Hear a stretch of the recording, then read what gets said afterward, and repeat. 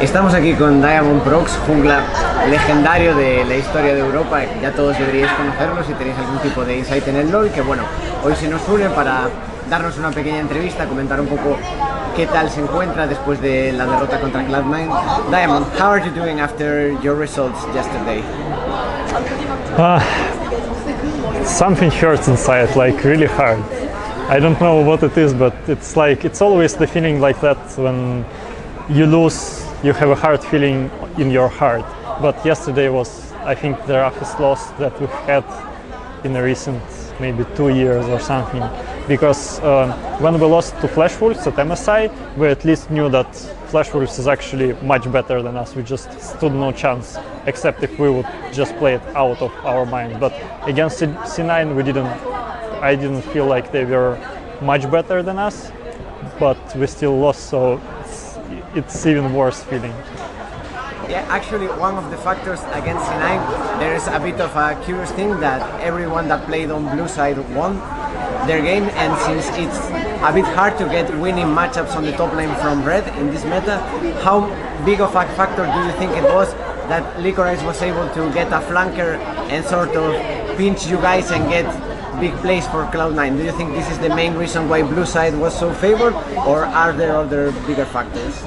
I actually don't know why the blue side was the so much bigger favorite than the red side, because on the red side, at least as both teams drafted, like maybe one game, Cloud9 gave us Urgot for free almost, and this game was like won because of blue side. But I think we won both games because of blue side, because Cloud9 made a mistake in their draft. They first let Urgot come through, and second they let me get Talia, and but I'm not sure if the blue side won them their games. So I don't really remember the draft of the games of all our games on red side. But I think, for example, the last game, I think the drafts were kind of equal. It's just the execution that was different. I think it could be argued that there isn't that many strong junglers in this iteration of the World Championship. Who do you think are the strongest junglers in the tournament, and what do you like about them? You mean champions or players? No, players. Oh, I actually don't know. I think there are quite a lot of junglers that are like considered good and that are good players, but there are also players that are good but are like people didn't know about them before. For example, the jungler of G-Rex was pretty good. I think he's one of the like good junglers of the world. I wouldn't say the best, we need to see a few there, but he played really well against us, and I think their team is very strong overall. And also I think like there's all the Korean junglers are obviously great. MLXG Karsa is in RNG, right? Yes. Okay, so MLXG and Karsa are great. Mujin is still in Flash Wolves.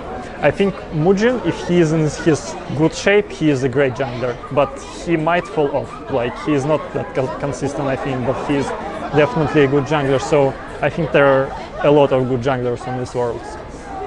I remember Edward said in an interview that since Logic joined, everyone in the team wanted to have at least 1 year together to sort of mash and see how things would go.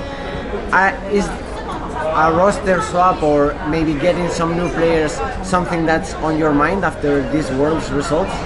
I think we have still to talk as a team about what everyone wants and how everyone sees our problems and what we achieved, and who wants to move forward with which goals, and like basically like if someone wants to leave the team or stay with the team, and after that we will like discuss whether we want to change the roster or not. But I think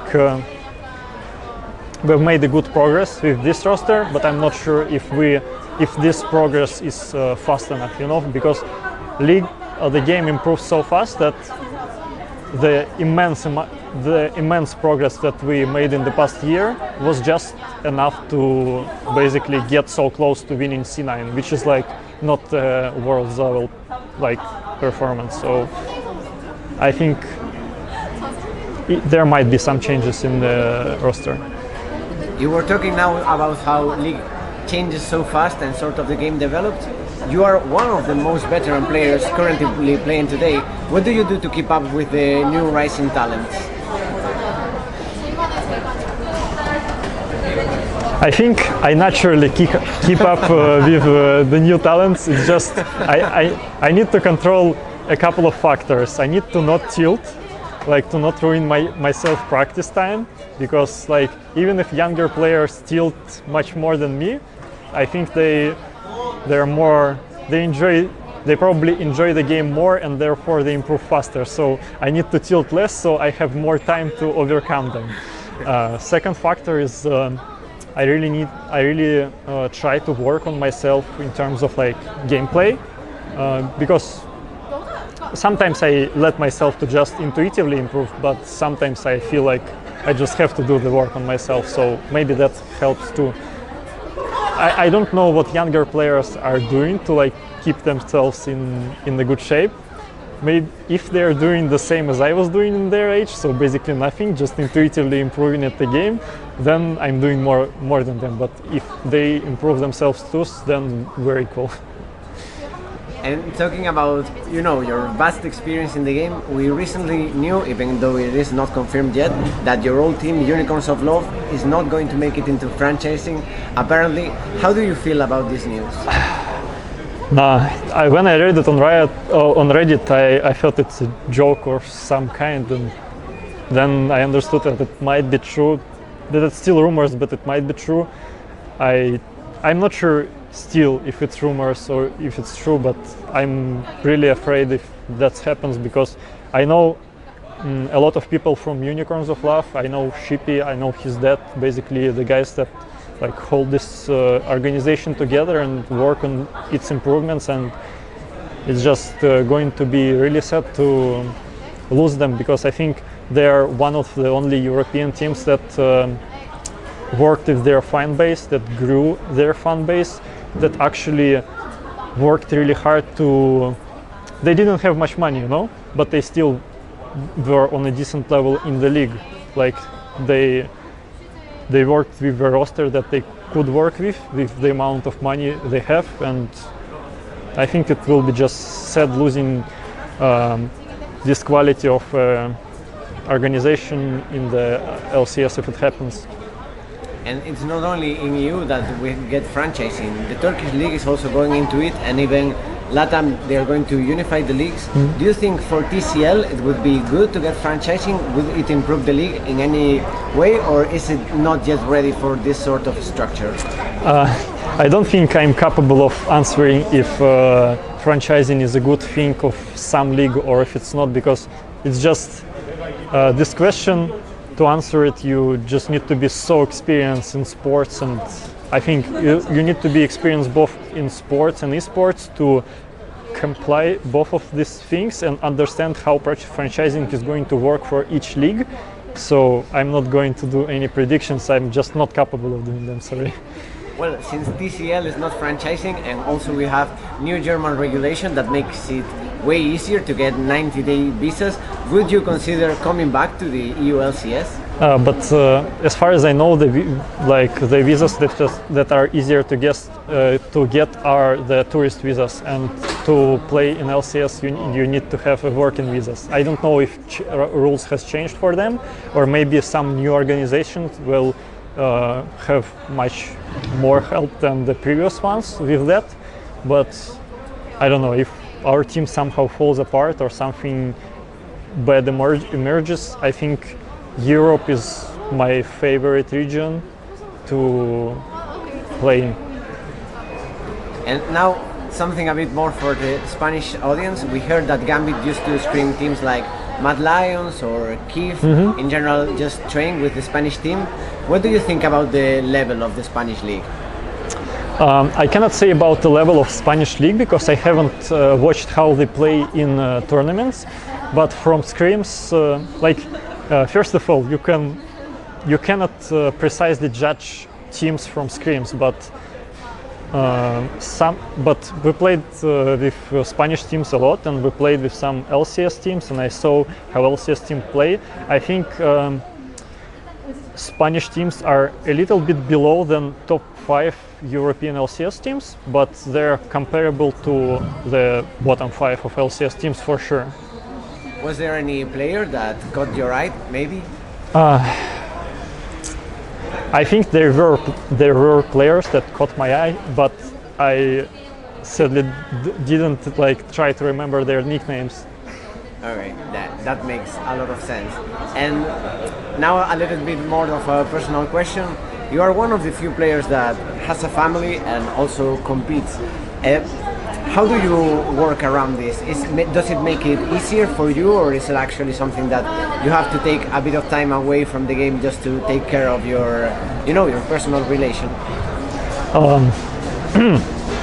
I think it's the hardest thing for my wife, because than for me, because it's she that has to fill a void of like 10 months a year of missing me, mostly because when I'm away I miss her, but at the same time I have like responsibilities such as playing 10 or 12 hours league a day and trying to practice, and this time is kind of like passes by, and at this time I don't feel like I'm missing that much. Like some thoughts are coming by, but I try to get them away to practice as well as I can.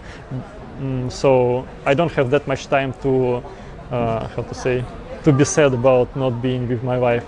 But the time, yes, I have to take some time of my practice, usually like 1 hour in 2 days, to spend some time with my wife. So it's not that much, but we try to be together as much as we can.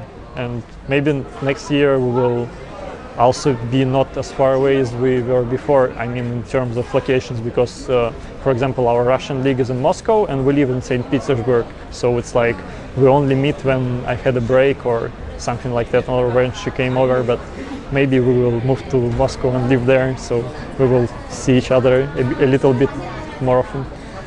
And well, even if you're now feeling sad over the C9 defeat, you will have the off-season to sort of, get a little back into those sorts of feelings. What are your plans for the off-season?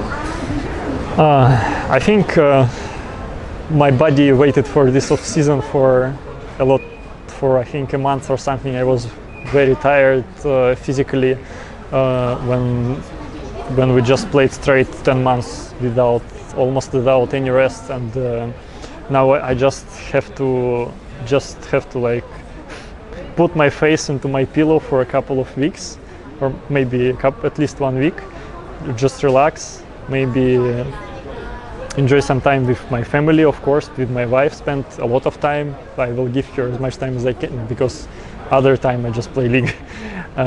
And also, I don't know, maybe I will still go with Gambit, I will try to do whatever I can to improve our team if it's needed during the off season. If it's not needed, then I will just spend time on my own, maybe doing something that I like, that I didn't decide yet, when you play Worlds, you need to understand that it's more than, I think it's month and 2 days of possible games, and I don't really expect to lose in the first day or first week, so I don't make great plans right after I will probably lose the games. As I lose the games, I start making plans, and today is like just the next game after we lost, and I just didn't have enough time to figure out what I'm going to do. Exactly. Makes sense. And do you have any message for both Gambit fans and also the people that have been following you since you were sort of the king of the jungle in Moscow 5 and innovated, all the fans that really love you and are following your games? Yes, I have some words, and thank you very much, guys, for following me for all this time. Thank you very much for everyone who has joined just recently and who just liked my playstyle or whatever you like, guys. I'm sorry that we didn't get it further in this tournament, but I think we still showed some decent quality games in this year, and I hope in the next year we will make it even further. And yeah, thank you. Thank you very much for your time in this interview. Podéis seguir la cobertura del Mundial en esportmaniacos.com y esta entrevista la tendréis subida al canal de YouTube de Esportmaniacos y también la podréis ver al final de los programas como hacemos habitualmente.